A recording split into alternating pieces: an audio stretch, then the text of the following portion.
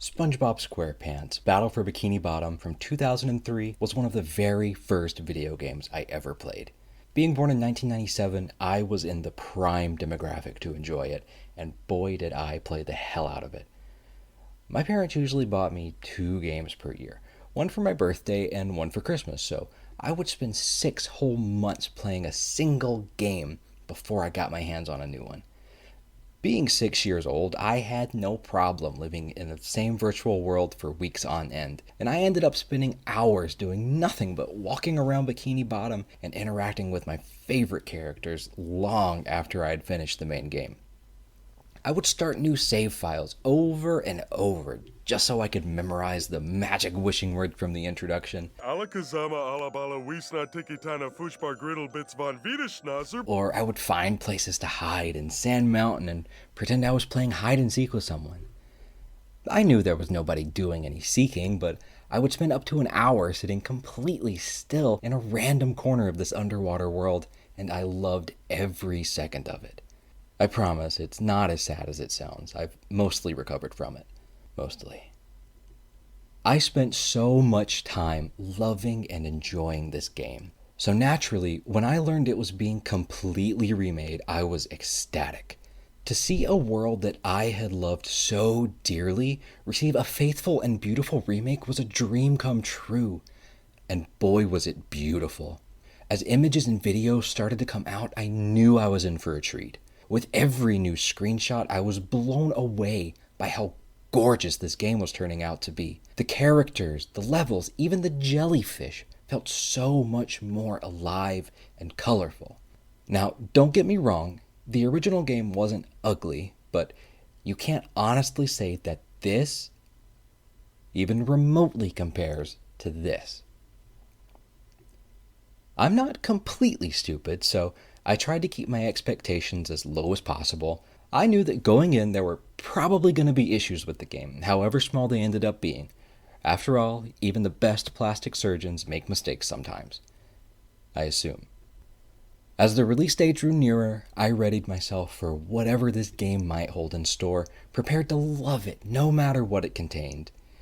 And with my low expectations in tow, I sat down to play the remake of the game that holds some of my very earliest memories in gaming. And it's pretty good. If there's one thing this game nailed, it's the graphics. The updated visual style reflects the game perfectly. It's quirky and colorful, and it's just a little bit too much sometimes, but that's okay, because that's what the game and SpongeBob itself is about. Quirky, colorful too muchness. The most obvious graphical upgrades are those in the main playable characters, being Sandy, Patrick, and of course the famous Sponge himself. All 3 characters have brand new models that look fantastic. SpongeBob is bright, cheerful, and cartoonish without seeming too juvenile. Patrick is squishable, squashable, and altogether adorable. Sandy is present, but her suit looks great. The real meat and potatoes, though, is in the animations. The game pulls off emotion so well. These characters truly come to life. SpongeBob's huge, happy saucer eyes seem to emote so naturally. Patrick's waddling steps make him appear doofy, but still formidable, and Sandy is still present. But she does that so well. Even during moments of extreme frustration, and there were quite a few, seeing whatever wacky thing SpongeBob would do next always brought me laughter. His terrified running in the face of danger, his tall and heroic stance as his tie blows in the wind like a cape. The idle animations are chock full of personality, with references to the show and even the movie. They're honestly so fun to watch that sometimes I'll take my hands off the controller for a second just to see them. There are new specific animations as well, like when you try to pass off a library card as a driver's license, or when you suggest mailing yourself to the Rock Bottom Museum. The game isn't all about SpongeBob, though. His opposition, an army of evil robots, have what I consider to be the best graphical changes in the entire game. And it's all thanks to one addition: eyelids. Yes, you heard that correctly. Every enemy model is updated in one way or another, but the true improvement is in the eyes. With these articulated flaps of metal, these enemy bots go from blank-faced neutral foes to menacing, intimidating weapons of destruction. Chuck and Arf probably make the best use of this. What once was a hovering oval with wiggly tubes is now a hateful and tactical nuclear bomb launcher who's filled with glee when it strikes down an enemy. What once was a wacky local car dealer's mascot is now a menacing and murderous outlaw straight from the Wild West who could end you with a pinky toe. Unfortunately, these great graphical changes don't come free. There are a few less than optimal visual changes that I could really do without. The tartar sauce launching robot, aptly named Tartar, now has a red target indicating where its projectiles will land. These markers are bright, distracting, and clash with the environment of every single level. The real problem with these things, though, is that even though the marker itself is on the ground, the projectiles are still present in the air. So you have these bursts of red light on the ground that draw your attention, and if you're like me, your first instinct is to jump over them. But then there will also be beige blobs that blend into the environment, flying through the air, so you end up jumping straight into them. Now, I'm all for accessibility, but this just seems like a bad choice to me. And this issue is not exclusive to the Tartar robot. Nearly a quarter of all the enemies use the same warning mechanic, and it always results in the same thing: me getting a load of hot goo right in the face. But let's not get caught up on the things that might have been. This game still has a ton of quality stuff to offer. So far, we've got a motley crew of characters and villains, and they all have eyelids. Now, we need a world for them to live in. The world in Battle for Bikini Bottom Rehydrated is, in a word, magnificent. The town of Bikini Bottom is in the middle of an apocalyptic event, and it really feels like it. Each area is corrupted by robots in their own different ways. From the cartoonish, robots stealing people's sunscreen at the beach so they get sunburned, to the ghoulish, bots taking over a ghost ship to wage war on the fishy citizens of Bikini Bottom. Everywhere you go, you see the scars left by robots. The whole town feels like a connected ecosystem that is truly alive, but quickly dying. This is helped thanks to the fact that you can see pretty much every level while you're inside another level. You can see the shores of Goo Lagoon from SpongeBob's backyard, and you can see the hills of Jellyfish Fields in the distance from the tippy top of the Sea Needle. You can see, well, nothing from inside the Mermalair, but it looks nice. Kind of. A big design surprise for me was the tree dome. They made Sandy's home look perfect for her. The stout tree looks substantial and dense, yet not too grand.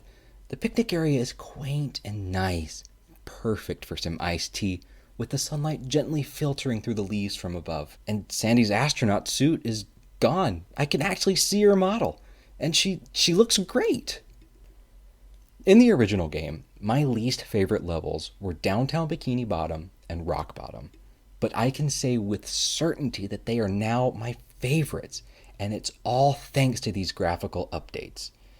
Downtown feels incredible now. The updates to the citizen models, along with the new building textures, are married so well to create a living environment that doesn't feel like it was created just for the player. And that's not even mentioning the rooftops. Swinging from building to building was fun in the original, but now it's a blast. The sun is just setting, so the whole area is blanketed with the subtly tinted light of dusk. Lassoing through this forest of buildings at sunset with the Sea Needle in the background is only a few steps short of being truly cinematic. Now, from the highest vantage point in Bikini Bottom, let's head to the lowest. Rock Bottom is a masterfully created level. You're surrounded by total darkness, no surprise there, but the area is littered with these neon signs that look simply beautiful on their dark background. In the distance, you can see houses and buildings that breathe life into the area. It feels like a mysterious and foreign world, and it makes you want to be a part of it. This level is also the perfect example of one of my favorite new visual changes. All the collectibles now have this bubble-like aura around them, which makes it so much easier to differentiate between what's important and what's just background noise. This level was my least favorite in the original for one reason. The collectibles seemed hidden in corners and crevices that I just could not find for one reason or another, so I would get frustrated and end up leaving the level early. This change makes it so that I can find a high point, look over the landscape, spot a spatula or a painting, work out the best way to reach it, and then do it. It's incredible how a graphics update can completely change the way I think about levels that I once hated. So we've got silly characters making goofy faces in a great world. Now we need to introduce some real threats. Bosses.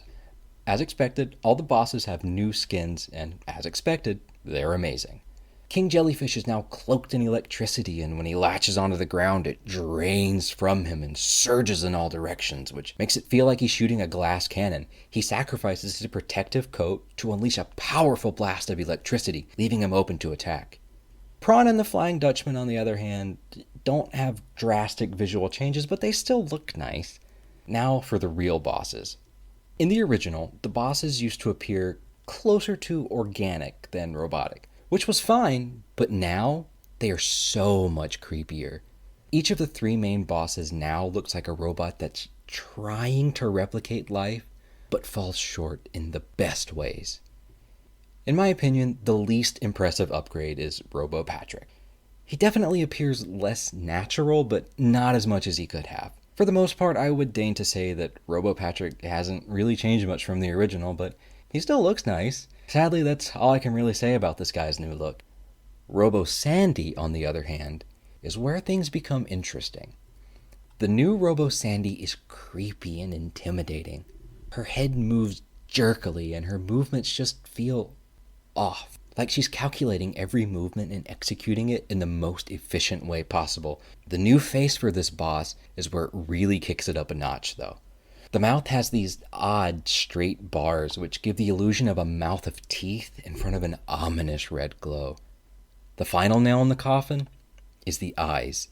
Her eyes are so close to seeming real, but they're wide open and unblinking, and they have this odd diagonal seam which divorces it from real eyes just enough to give it that unsettling feeling. But the real star here is SpongeBob's Steel Pants. This is the most terrifying redesign in the entire game. It's riveted together with jagged cuts of metal in sharp contrast to the curvy hero it's based off of. The mouth is a void of gap-filled artificial teeth that seem just too small to be natural, with the lips curling into an artificial smile punctuated with rigid cheekbones. And once again, the eyes are what truly send this guy into the uncanny valley.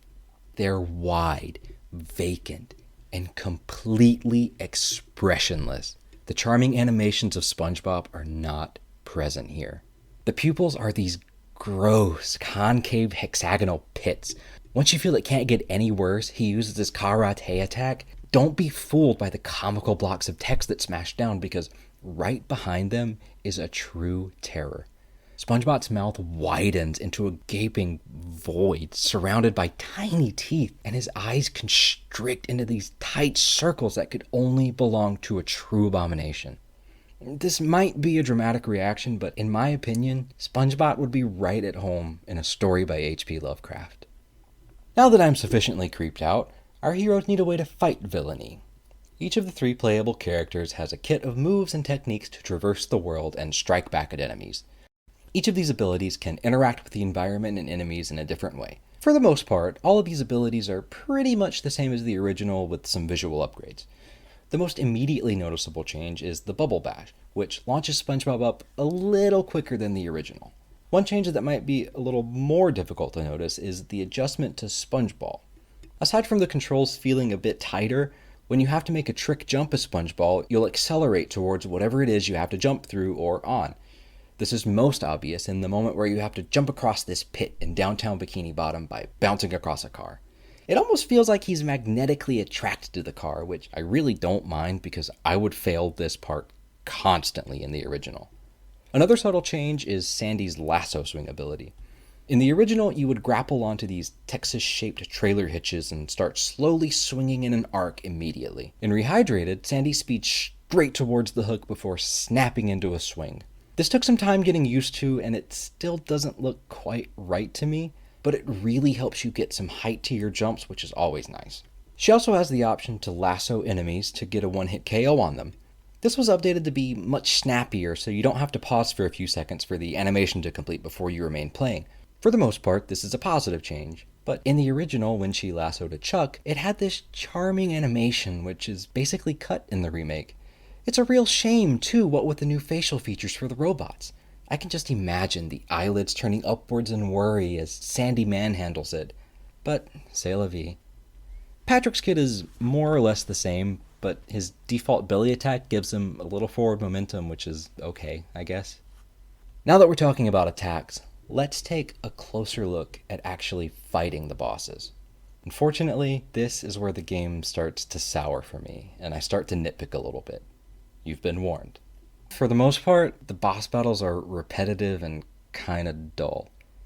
Hit Patrick's back. Now do it again, and again, and 6 more times, and you're done. Wait for Sandy to jump, do a bash attack, make the head go under the electricity 9 times, and you're good. Look, I understand this is a game for children, so I don't expect too much nuance in these battles, but do I seriously need to electrocute a squirrel 9 times? 5 times maybe, but 9? I'm surprised PETA hasn't shown up at my door yet. Obviously this isn't anything new, but it still frustrates me. But this is nothing compared to the boss tips. This is the worst new addition to the game. Some of the bosses show tips at the bottom of the screen to help you defeat them. And by tips, I mean walkthroughs. These things are really unnecessary, and it kind of feels like the game doesn't trust us to learn the bosses on our own. A ton of fun can derive from learning bosses and their patterns. Just look at Zelda or even Dark Souls, but the game does it for you, which honestly cheapens the fight. One of the 2 bosses that doesn't have this text is Prawn, which is the boss that would be cheapened the least with this information. Prawn allows you to use context clues to figure out that you need to use the Bubble Bowl, but it is by far the least satisfying boss battle. So the fact that they chose to allow you to figure out this boss on your own doesn't make much sense. If this game were released in 2003, it might make sense to include this text, but in 2020, it's safe to say that the majority of people that would play this game have access to the internet, and by extension, game walkthroughs. It's like if in Mario 64, the King Bob-omb battle started with text that said, pick him up and throw him, then do it again, and one last time. It's already an easy battle, and hints like this would just ruin it. It would really make the victory feel much less like your own accomplishment, and that's exactly what it does in Rehydrated. And the tips themselves aren't even consistent within the boss battles that use them. The Flying Dutchman battle hints read, Phase 1, lasso the tail. Phase 2, keep hurting the ghost. And no text for the final phase. If you've already put in hints for the first 2 phases, why not the third? And this is the only boss that delineates the phases of battle. None of the others mention Phase 1 or Phase 2. The formatting here is inconsistent as well. I know I'm splitting hairs that are already split, but the first Phase 1 has no space between phase and 1, but the second does? And the King Jellyfish boss tips all have different amounts of exclamation marks at the ends as well. They increase by 1 each time, so I can let that slide, but it just feels like an unnecessary addition to an unnecessary addition. I understand these changes were made in the name of accessibility, but kids aren't stupid. They could work these things out on their own, and it would feel better when they did. Since I'm already riled up, I'll point out some other things that get under my skin, in no particular order. In Goo Lagoon, once you activate the final light beam, it plays a sound. That's all fine and well. It gives some extra feedback on the puzzle you just solved, and makes you feel like you did a good job. But the sound plays every single time the level reloads.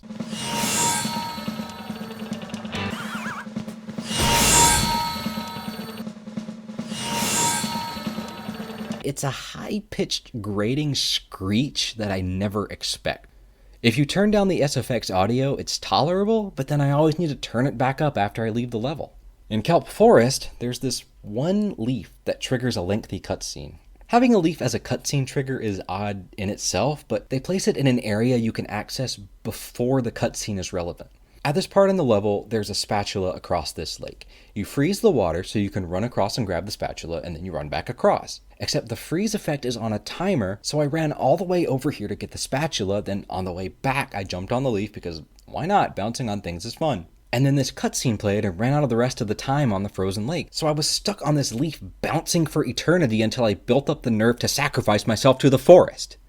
It doesn't completely kill your progress, but it was a death that was due to something I couldn't control, which is frustrating. I'm not a game developer, but in my opinion, during a cutscene, timers and enemies should pause until you can control your character again.